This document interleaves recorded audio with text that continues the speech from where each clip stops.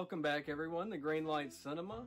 I'm Brandon Pacheco, the host of this episode. I hope you'll hit that like and subscribe button if you hadn't already. I haven't. It's been a while. I mean, this is the truth. I have not seen an actual movie in the theaters since Star Wars: The Rise of Skywalker from Disney. Today I'm going to speak on another topic, Star Wars 9, The Rise of Skywalker. So if you want to go see Ghostbusters Afterlife, you're going to have to see it in the theater if you want to see it. Before I say anything, real quick, this was not a sequel to the 2016 Ghostbusters movie. Oh, what? This was a sequel directly, I believe, from the original 1984 movie, but I feel like this movie, in a way, kind of should have had more of like the 1989 stuff in it too. There is some stuff, like we have Raise a Cult, but I wish there was just like a little bit more. This was a great movie, and I don't want to get into a lot of spoilers with this movie. But yes, I went to the theater actually, and I seen the movie, and it was great. I don't have a lot of negative things to say about this movie. The movie is not as long as you would feel like or think it'd be. And to me anyway, at one point I have to say was a complete eye roll, and I know I brought it up early in my channel, but as soon as I seen it was the Walmart thing, and eye roll immediately. But here's the thing, it was clean. I've heard a lot of people complain about how clean it was. It's just so out of place, and that's where my brain checked out. But you know, the Walmart really threw me for a loop. Or hey, if there's a great restroom break, well, here's the scene for it. But I didn't want to miss anything because I knew we weren't going to focus too heavily on Walmart. But let's get into the movie though. That's my only gripe. I have one gripe, and it's the Walmart scene, and it's because, if I'm being honest with my channel here, it's the product placement is just, keep in mind, you're not ever watching a Sony movie if you don't have, you know, products for everything just shoved right in your face. The Terror Dog's eating some type of dog food, and like, I wasn't really even focused on the Terror Dog. I was just focused on the bag he was eating. I'm like, what kind of dog food? And that's not what you want to be doing. So getting into this movie, I don't want to give out a lot of spoilers, like I said. Here's my thoughts and review for it. Well, the movie starts off with Egon running from a ghost that he's trying to trap, but then fails and dies during the process. And to me, that was a little weird to see, because he's such a beloved character. And I really like Egon a lot, so I was just like, oh, okay. And like, it was just nothing comedic about that part. There's jokes like sprinkled in the movie, I guess you'd say. They say this isn't a comedy, but Phoebe had these like little science jokes, and there's this funny little character named Podcast.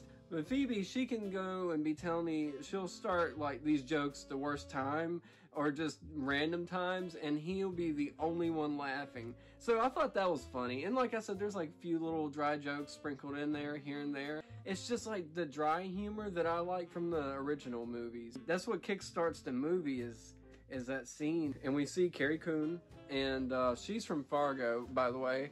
I love Fargo. And we have another Fargo character in this. He's Mike Milligan. He played the sheriff. He's kind of the Walter Peck of this movie. Carrie Coon, she's the mom, daughter of Egon Spengler. So we have Phoebe, and we have Trevor, who's the kid from Stranger Things, Finn Wolfhard, and he was toned down and done so well. I actually liked him. I was so scared that he's going to just be the sarcastic part in the movie where he's like, remember that one summer when we had to go up under the table? I can't remember the line, the dialogue exactly, but he says something like that, and I was like, oh gosh, is that going to be him in the movie? Like the whole movie?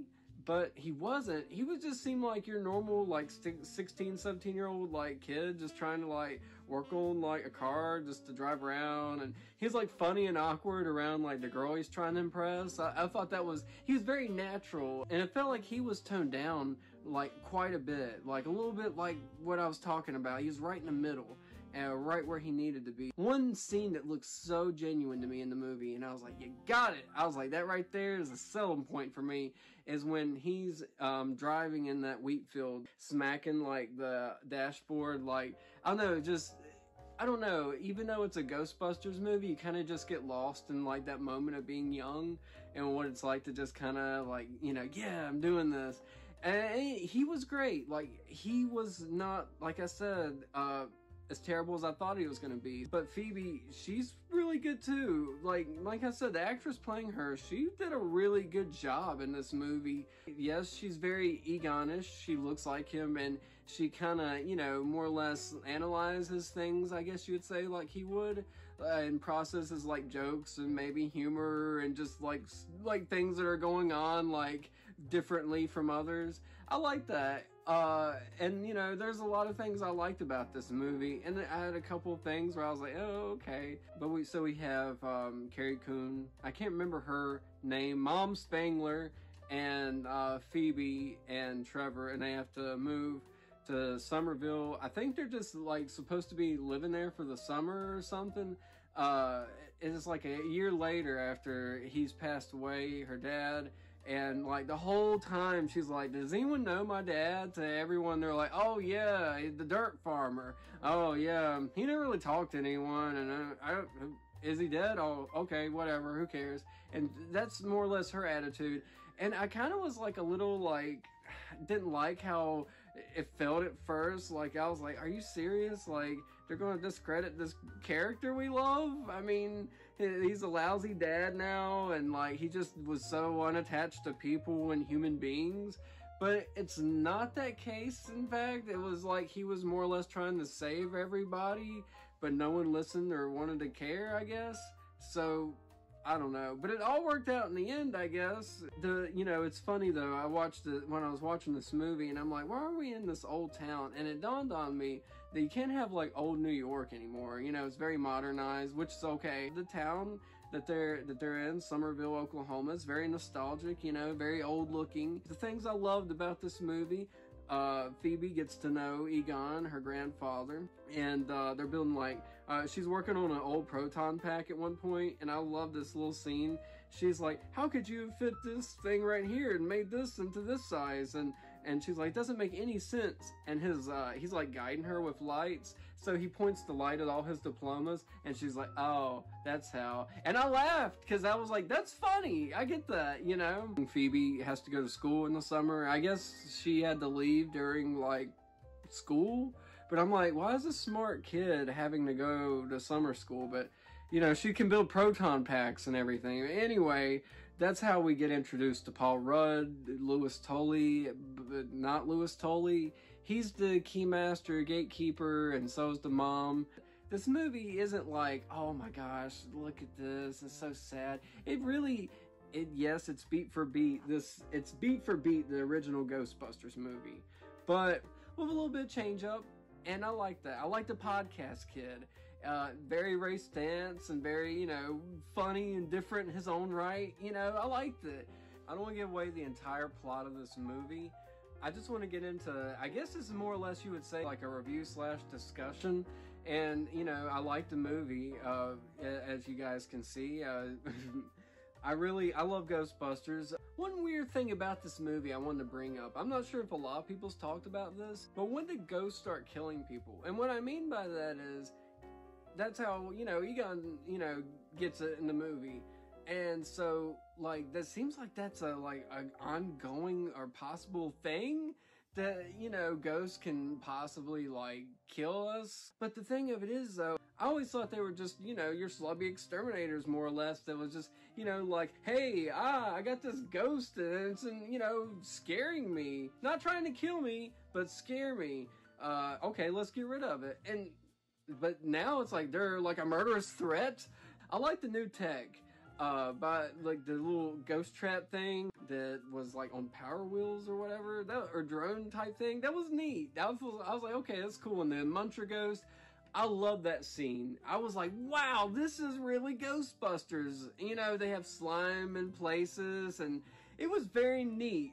And you know, Muncher is supposed to be like a metal muncher, and they're like, somehow they already know knowledge that he's a metal muncher. I was like, wait, did you guys learn that already? But they were reading books so much that I was like, I guess it happened. That metal muncher comes in handy later on, because we get to the Walter Peck scene, and they tear up the town a little bit with the proton packs, trying to capture this one ghost. And so Mike Milligan, or Walter Peck's like, you guys can't be doing this, and you're very young, and I'm going to put you in jail. But the sheriff, Mike Milligan, is what I'm going to call him. He's not like beat for beat Walter Peck, where he's just like, no, and never, just kept on. He was just like, well, I don't like what you're doing, and I don't understand it, so, well, who you gonna call? And I was like, really? I guess. You know, so Phoebe calls Ray after they get in trouble, and he tells her everything about everything that happened, and he almost hangs up on her. And so her mom shows up. She was on a date with Paul Rudd. She's like, how dare you guys interrupt me and my date with this loser? And yeah, I mean, she didn't say that, but she was like really funny and dry and just like, you know, whatever. And, you know, my dad did science. Who cares? You know, and Phoebe does it, whatever. And, but, you know, so they get there. But like the great thing is like Finn Wolfhard's girlfriend is like, a Ghostbuster, I guess, already. Kind of. She's believing in this, too. And a convenient plot factor here is her dad is Mike Milligan's sheriff. So I think when he has his back turned or asleep or leaves, she's just like, whatever. And then, like, you know, unlocks and unbusts everything. And they get the Ecto-1 out. And then you get, like, the side-by-side. I mean, it looked really cool like that, coming out of, you're like, oh, this is coming out of a police station instead of a fire station. Very interesting. Yeah, so Phoebe and the podcast are trying to get, they're trying to get their proton pack, they're trying to get the proton pack, and they're trying to get, the ghost trap out of there. And so, podcast comes up with the idea of, like, trying to, like, get the metal muncher out, and, like, so he eats, like, the cage that the ghost trap and, proton pack are stuck in. So, like, it was a really fun scene because, you know, that little it was a little step and payoff. I was like, oh, okay, you know, that works. I didn't really get to catch him, but he's more or less, I guess, a Slimer ghost where he's, like, just harmless, but he's just like, kind of a nuisance. Which, again, that's what Ghostbusters ghosts are. They don't kill people, I don't think, unless that's now in this movie, so I guess they do. So, the mom, she's upset because her date's ruined. But then she gets turned into a terror dog, and we have, there is no mom, only Zool. I was like, that's funny, you know. And then Paul Rudd goes to the cringe eye-roll Walmart scene, and he becomes a terror dog. And the Stay Puft Marshmallow things, I mean, I'm sorry, I don't mean to be just not cool or not think anything's funny, but like, I don't understand the appeal or charm to those things. You know, you didn't need Gozer in this, but it was kind of neat seeing it all again. Like, I was like, wow, this is told on a more grander scale, I guess. You know, this is maybe possible. Like, I was thinking of like Ralph McQuarrie, like artwork that they reused, or, you know, for like The Force Awakens and stuff. I was like, you know, maybe Jason Reitman seen like some old artwork and was like, you know, wanted to make this more grander scale looking. You know, you got the mine, it's creepy, it looks spooky and neat looking, but it's just when you see like the terror dogs and everything, it's like, oh, exactly the same thing. I like how Phoebe is trying to distract Gozer with her bad science jokes. I was like, okay, this is pretty good. But they have to do the exact same thing that what got Egon killed. That is getting Gozer to chase you to the farmhouse and to get all like the electrical cool towers and all the ghost traps that are in the dirt for the dirt farmer. But I really did like Egon's farmhouse and like the whole like electrical towers and all the ghost traps in the dirt. It's very elaborate, very neat, cool little set piece. But the thing about it was, I was like, boy, this is an awful lot for one person, but a good thing that they came in when they did. They get Gozer there, and we have like this neat little interesting farm scene, and then we get the actual Ghostbusters show up, the original, and Bill Murray says a few quippy lines, and it was funny, I guess. Dan Aykroyd, though, I loved him in this movie at the end, I think, more than I did him on the phone. But it was funny seeing Winston. He was like, what did they do to you? And he was looking at the Ecto-1. I think he takes off with it at the end post-credit scene, and like it says he's going to work on it and fix it. But all that's great, though. Egon shows up in a ghost form, and it wasn't cringe at all. It was like more or less like, wow, this is happening? And he kind of, you know, gets to hug, you know, his daughter and everybody, and it was very lifelike. The ghost looked so good. I mean, they did a good job. It was very, I think it was done well and respectful, and like he shoots off into the space, and it says for Harold, and I was like, that's cool. And I like Bill Murray's line where he's like, come on, he's like, let me take you inside the house. He's like, have some hot cocoa. He's like, Spengler, that's a funny name. He's like Pete Bateman from the Home Office. I was like, you know, just little funny little lines like that. I didn't have a problem with those guys showing up at the end. I was like, this is cool. You know, had this been done like, I don't know, 13 years ago, 15 years ago, probably a little bit better and more a little interesting. But I'm fine. I don't know. I think this was a fun, fantastic movie. I don't want to give out a whole lot of spoilers here. I like the jail scene, though, where they were in jail. I thought that was pretty cool because they cut to like a sign of that. They cut to a scene of them in the diner, and they're like, you know, looking at the maps. And they have this like one kid just like hanging out over them, and I was like, oh, are they going to recruit new Ghostbusters? Oh no, they're going to have that Bill Murray scene. Girders with cores of pure selenium. Everybody getting this so far? And I was thinking maybe Finn Wolfhard or somebody's going to say, is everybody getting this so far? And that didn't happen, but there was the perfect moment for that to happen, but it didn't happen. There's more positives about the movie than there are negatives for me. I really love the movie. This movie gets 2 thumbs up in my book. I really liked it. And I hope that you guys will check it out whenever you can. I hope you guys like this episode and my review and discussion on this. I think John and I are talking about maybe doing Ghostbusters 2016 soon. So that'll be great and interesting. But anyway, thanks for watching. All right, guys. Thanks. Bye.